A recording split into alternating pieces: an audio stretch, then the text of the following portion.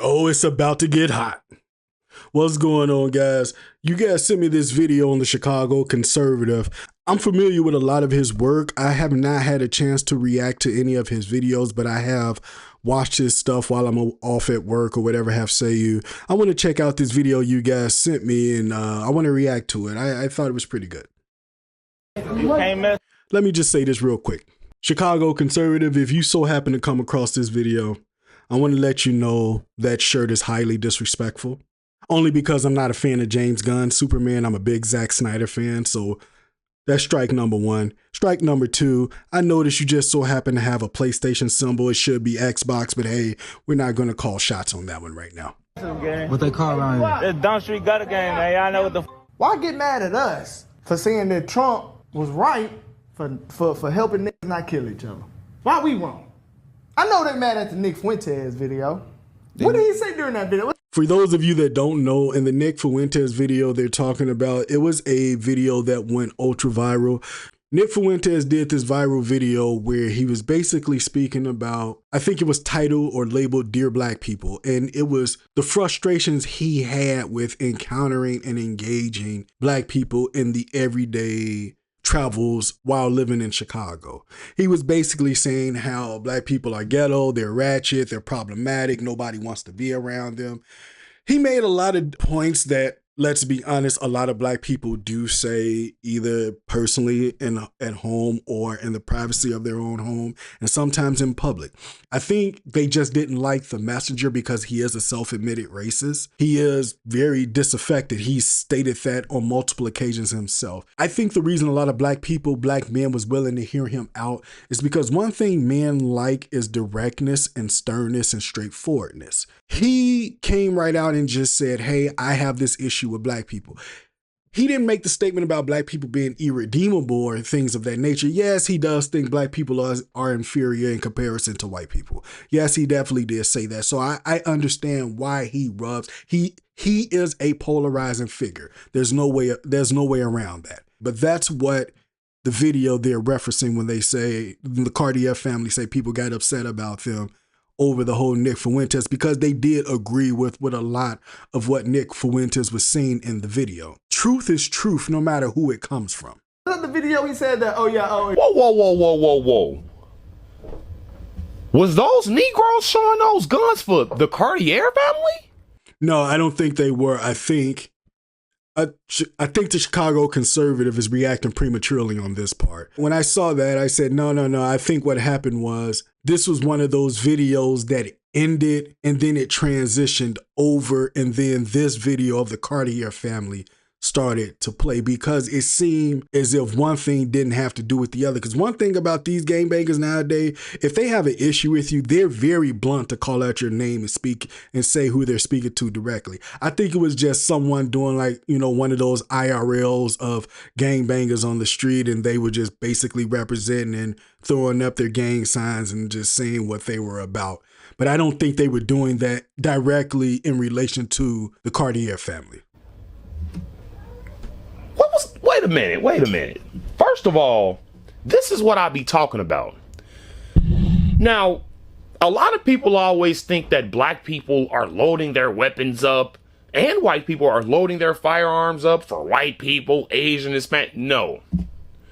I'm loading my gun up for Negroes like that. I agree and I disagree with him. I am loading up my firearms for the Black ignorance, but I'm also loading up my firearms for the white ignorance, for the Mexican ignorance, and just ignorance, period. But it's not going to be specifically just for the Black ignorance. But I get the point here. And this is what I be talking about. They're not wrong. What the are you talking about? We do need the National Guard here. He's right. Nick Fuentes is right about Black people. Black people are violent. You see why right now. See, it's that type of tonality that I know bothers people. And I know he's doing it for entertainment purposes and he's being a little bit sensationalistic and things of that nature.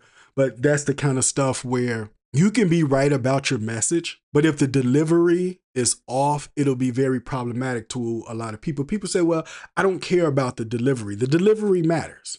For example, men like directness. They like that type of delivery. So when you come to them explaining yourself in a very roundabout way, they're very bothered and annoyed, and eventually they'll cut you off and say, man, just get to the point. So presentation matters, because I would be pretty pissed off if someone cooked steak and eggs and potatoes for me, and then halfway over they turned the garbage can lid over and put all my food on the garbage can lid and served it to me and told me, go for what you know. That would be very problematic. The food itself, I'm pretty sure tastes good, but I would be bothered by the presentation. So this is where I kind of have a little bit of pushback on Chicago conservative about this part. What do you mean?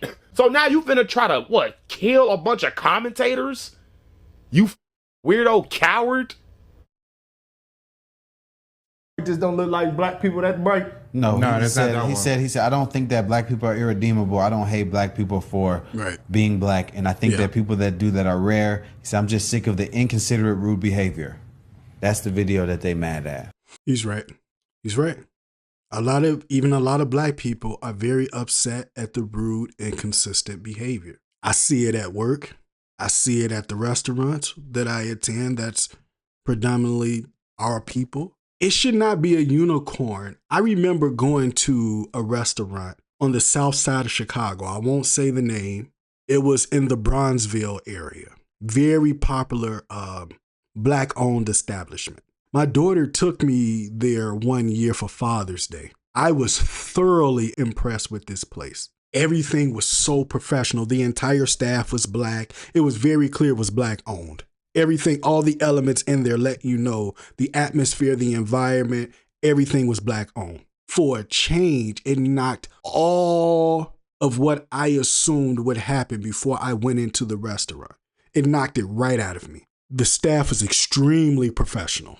Every 10, 15 minutes, they came to check on me and my daughter. The seats were not taped and ripped up. There wasn't a bunch of hobos trafficking in and out trying to sell $5 detergent. Even the dialect of the servers was very professional. There was no neck jerking. There was no on fo them grave. Let me rephrase. Let me say it the correct way. On fo and them grave, there was none of that. There was no ratchet long 6-inch eagle talons hanging from the fingers of the women. The black women hair was taped up. It wasn't a bunch of old black Karens complaining. They were not checking their phone 62 times in the middle of the floor. The only time I saw the women checking their phones is when they were off to the side by the waitress booth or out the way of the floor. I mean, this place was extremely professional. I said, man, if we could just take this and multiply this amongst black businesses across the nation, we'd be in good shape. I just bring this story up because I want to also point out that I also understand not all black people are ratchet ghetto. There's only 2% of the people that really cause a lot of the problems for black people. And out of that 2%, those are the ones that's carrying all the crime.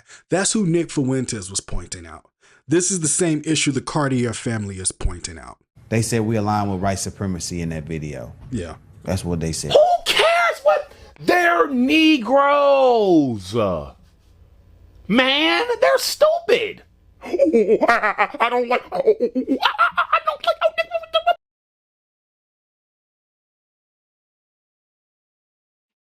See that part. I understand he's doing that for the entertainment factor. But the monkey gorilla thing, that's the problem. If you have a message and you just start flat out insulting people and belittling people, they will shut down, no matter how great your message is. That is one of the things I can say about Danny C that I like. She, like Jasmine Crockett, is loud and abrasive. Yes, she is.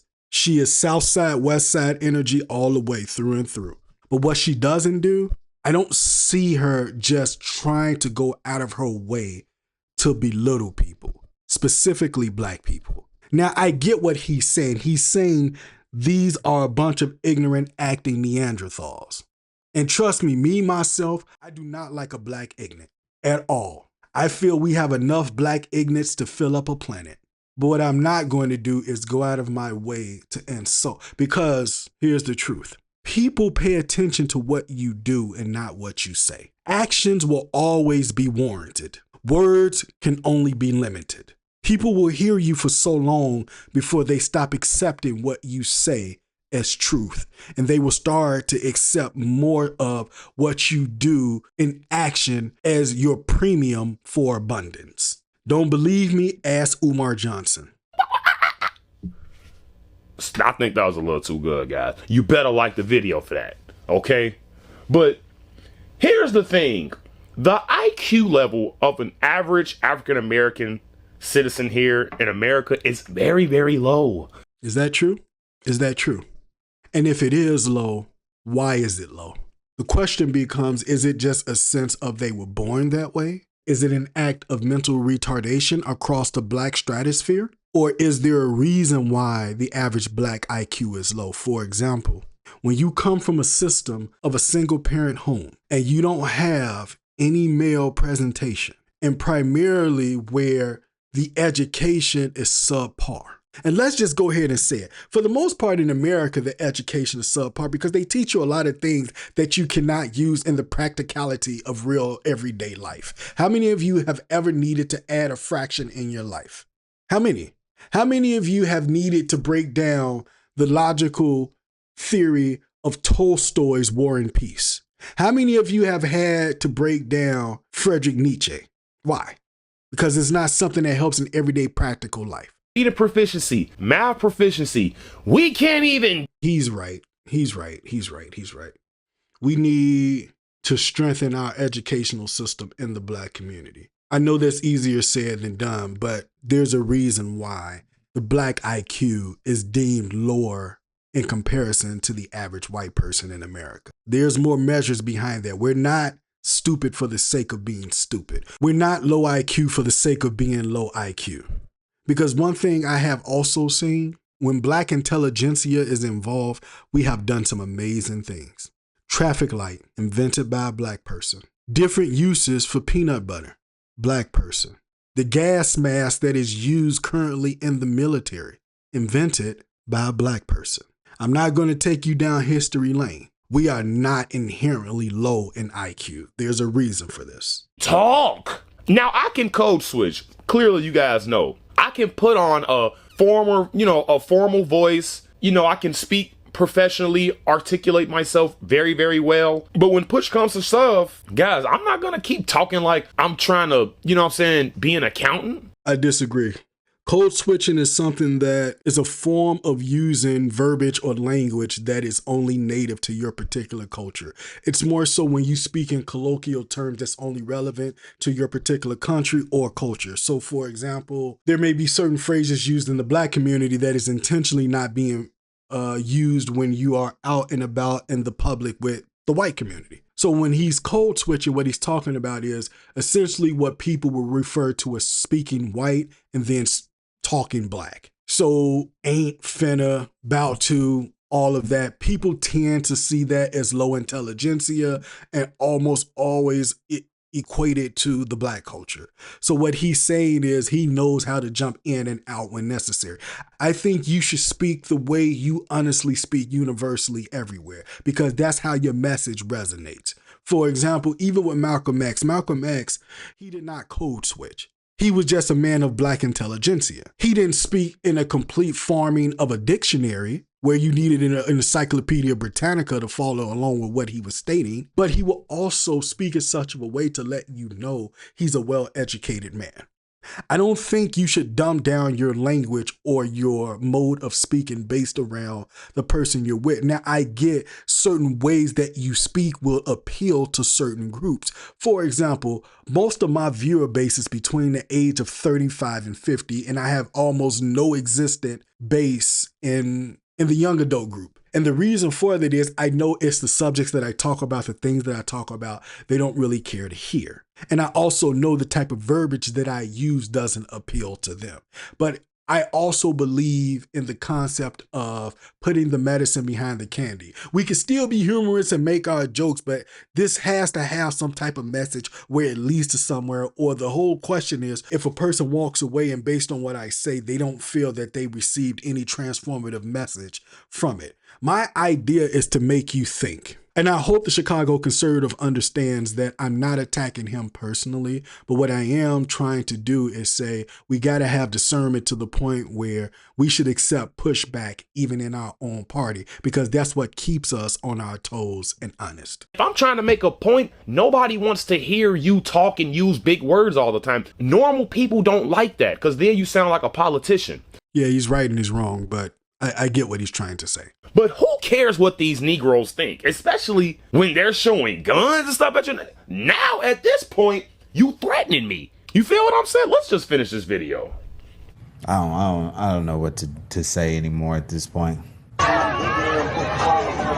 So I'm wrong for calling this out. Are we wrong for this, guys? Is this considerate behavior? It's about to get hot. Chicago, bro. Of course, Brandon Johnson's Chicago. You see what I'm saying? First of all, our police detail is trash. We have no cops out here in Chicago, so it's basically like GTA in real life. Yeah, but the reason for that is because 2,000, almost 2,100 cops were cut by way of attrition after the pandemic.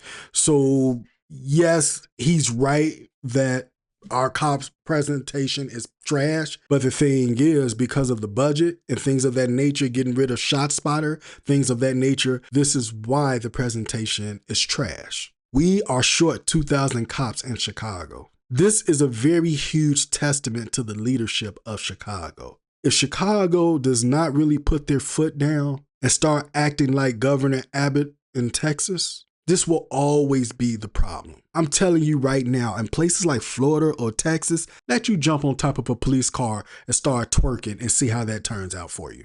But not only the killing, not only the gang banging, but now we have to worry about dirty bonquisha, like nasty, filthy. You feel what I'm saying? And then you're on government property. That lady and that, well, whatever the hell, these aren't ladies, but whatever the hell these things are, they need to be arrested. This should not be allowed. Putting your nasty, sweaty box on a Chicago Police Department vehicle should definitely be like there's somewhere down the line where that's illegal. You feel what I'm saying? They twerking on top of the police car. How did they even get up there? He can't do his job. Why the police ain't stopped, though? The reason why the CPD didn't stop is because they're now more worried about ending up on Channel 5 News, having their pensions taken away because they have lost so much of a right to be proactive in their policing methods on a daily basis. That's just it.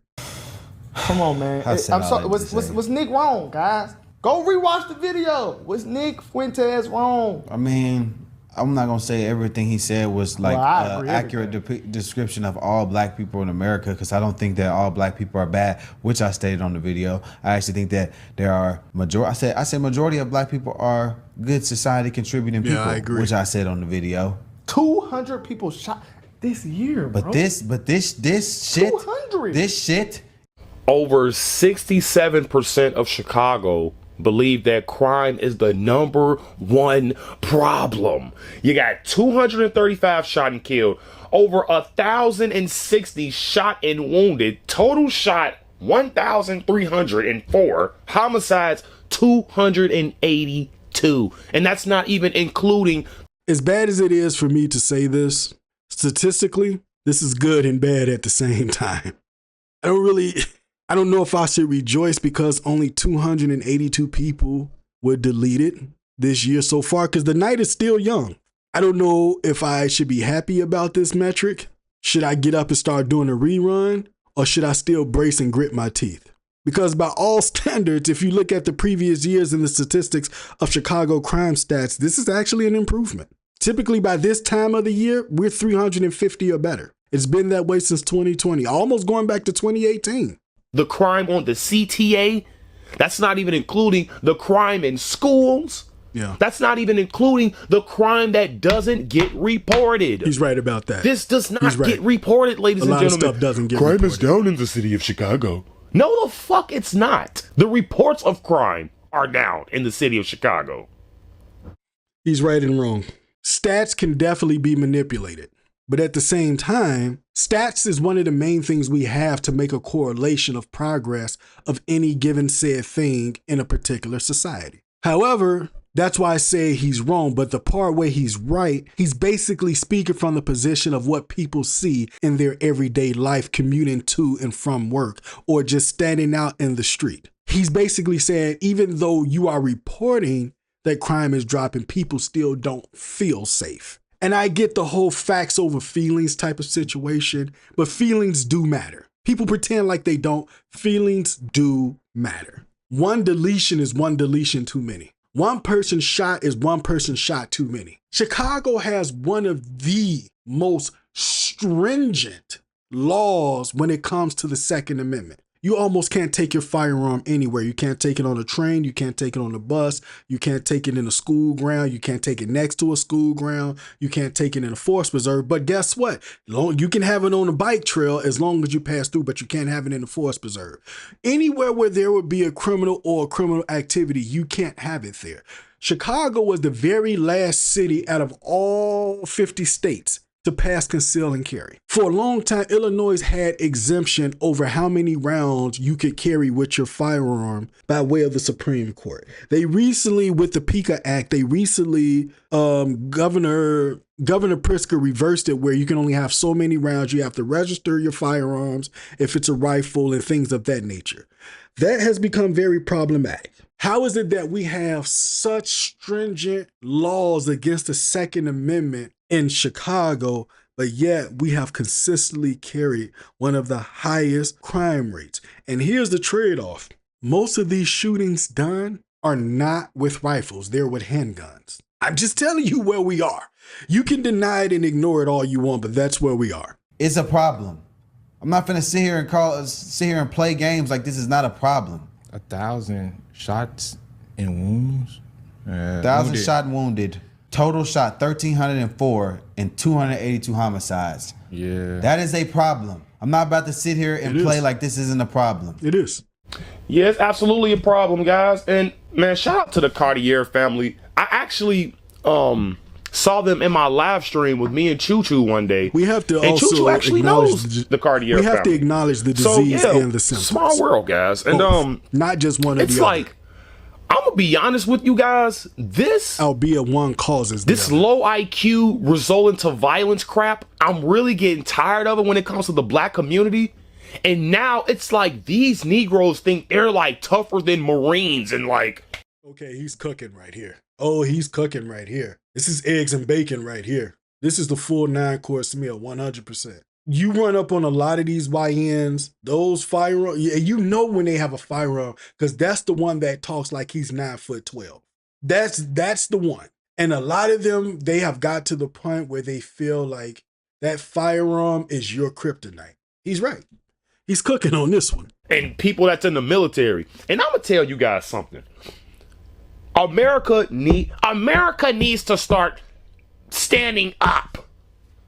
Seriously though, man, because I'm not gonna keep on sitting here playing with these fucking stupid Negroes, you reaching man. For some. I ain't gonna lie to you. I will shoot a Negro in a fucking heartbeat. Let's go, Chicago conservative. Yes, sir. I don't like how they trying to show guns and shit like that. I like that part right there. We can play gunplay. Yeah. You feel what I'm saying? Yeah.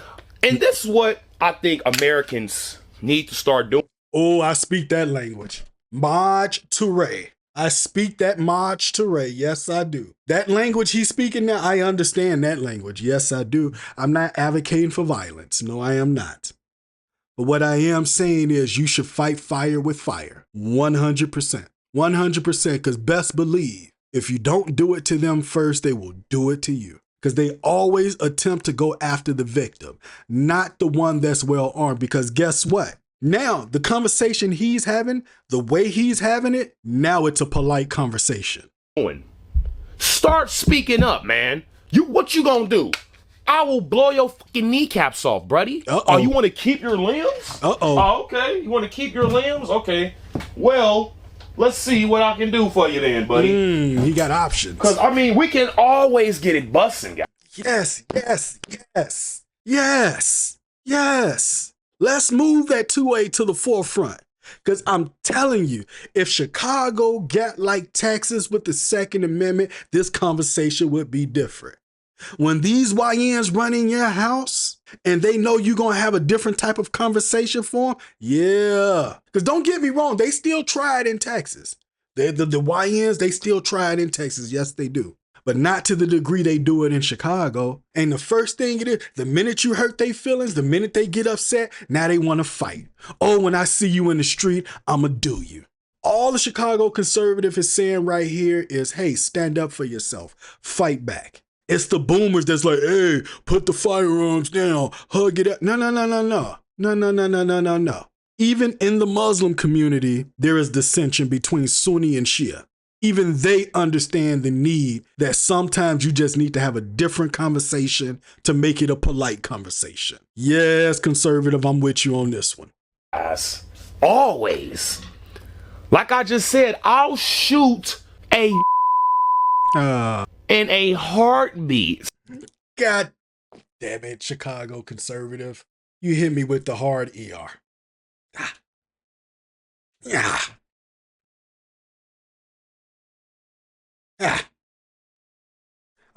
I get it. He's speaking to the black ignorance. He's not speaking to the black community. Then in a baby's heartbeat, you think you're gonna like scare us? You think you're gonna come after me and Nick Fuentes and the Cartier family, dude? I guarantee you, you won't last, buddy. You won't last, okay? I don't even need. This man just pull out a saber.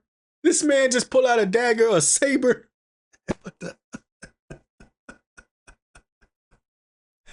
Oh, conservative, let's get it. A gun. I'll chop your off and feed it to my dogs. And after they shit you out, I'll pick up the shit and burn it. It's about to get hot. Until it becomes ash.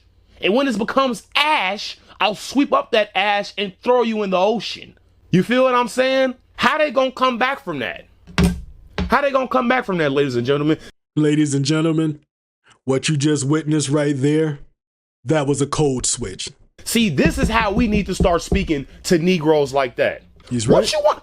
What you gonna do? He's right. If I don't stop talking about Nick Fuentes, then what? Show me what you gonna do, Negro.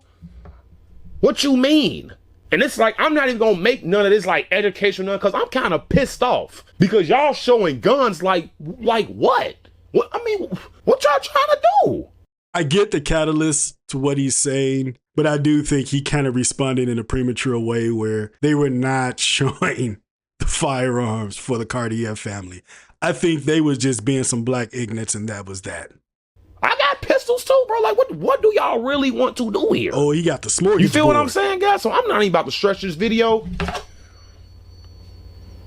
But I'm letting you guys know now, he got the Simon I don't play Says. that shit. Especially when you show guns and shit. Dude, don't come to Chicago. I'm letting you know that now. Saber. Don't fucking come to Chicago, dude. I'm letting you know that right now. Because if you come to Chicago, think you gonna threaten me and Nick, I swear to Christ, you got another thing coming, buddy. Don't do it to the Cartier family either. I don't care where you are in America. We need Americans to step up. We need Americans to step up. Do you understand me, man? Do I gotta be fucking Leonidas in this bitch now? Who's gonna lead America out of this craziness? Who's gonna lead us out? I'm not gonna repeat the word he bleeped out, but the word he said was the people that suffered the atrocity of World War II. We need a real leader, man. Let's do this, guys. I'm sick and tired of America being punks. We are the majority. These criminals, these punk ass people, these people are not. You know how many people that are out there like me that are sick and tired of this shit? I know you're watching this video. I'm one of them. If you're sick and tired of this, speak up, man. And let them know you are a stupid Negro. I have training. There's no comparison. Okay? So like and subscribe, guys. Tune in next time. And hit that notification bell if the Cartier family needs to start investing in some firearms. Peace. All right, Chicago conservative. That was a good one, man. I actually like that one, man. I'm not gonna hate at all, man. I actually like that. I had some pushback though, and hopefully you understand my reasoning and my point. But all in all, man, being a Chicago native, I know what you experienced. I've seen it. I've walked those streets. I've walked the west side Chicago, Roosevelt and Racine, formerly known as the Village. I know Cabrini Greens. I know the south side Chicago, not like the back of my hand, but I definitely know the west side, and I seen it when it was in all its glory. Who knows about the Rockwell Gardens? Only if you're from Chicago. Who knows about Abla projects off of the west side of Chicago, Roosevelt and Racine? Who knows about LeClaire Courts? Huh? Who knows? Who knows about Circle Park on the west side of Chicago? Yeah. Who knows about it? Who knows about Menard and Flournoy? Yeah, who know about the Jets on the south side of Chicago? Who knows about the Robert Taylor homes on the south side? Who knows about the Ickies? Yeah, you talking to one right now. Yes, you are. Anyway, guys, like, share, comment, subscribe. I'll catch you in the next one. Keep grinding. It's about to get hot.